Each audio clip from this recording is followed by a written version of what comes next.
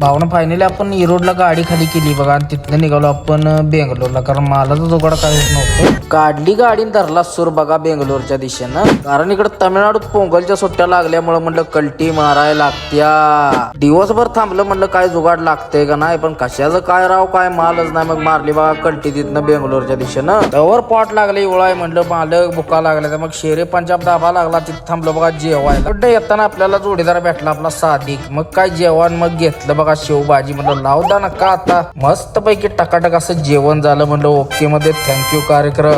गाडी 6 दिवस झालं कोईमतूरला उभा होता. कोईमतूरनं अखेरकार गाडी भरली बघा त्यानं बडोद्याची आणि आपली निघाली ती बेंगलोरला एमटी. जेवण करून गाडी उचलली बघा. म्हणलं आता आधी मध्ये थांबायचं नाही, डायरेक्ट एकाच धाब्यावर कृष्णागिरीला स्टॉप घ्यायचा. इकडं रस्त्यात अशा आधी मध्ये बॅरियर लावले ते बघा. एखादा अण्णा भात खाऊन झोपत आला का नाही सगळंच गोळा करून घेऊन जाणार. मग काय वांग वांग करत खाऊन्या पोचला बघा सेलमला.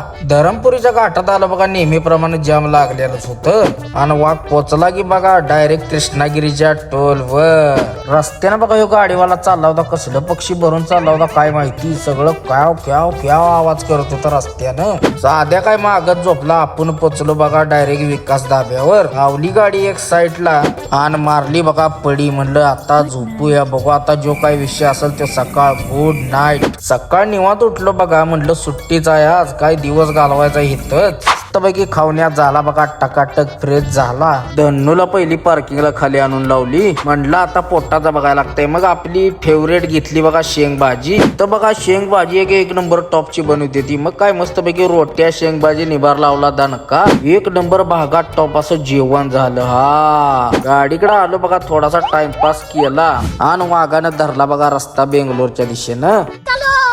पावसाचं वातावरण असल्यामुळे डोंगर पण हिरवी गार दिसत होती. उसूरला पोचलो तर राईट साइड असली जाम लागली होती का नाही.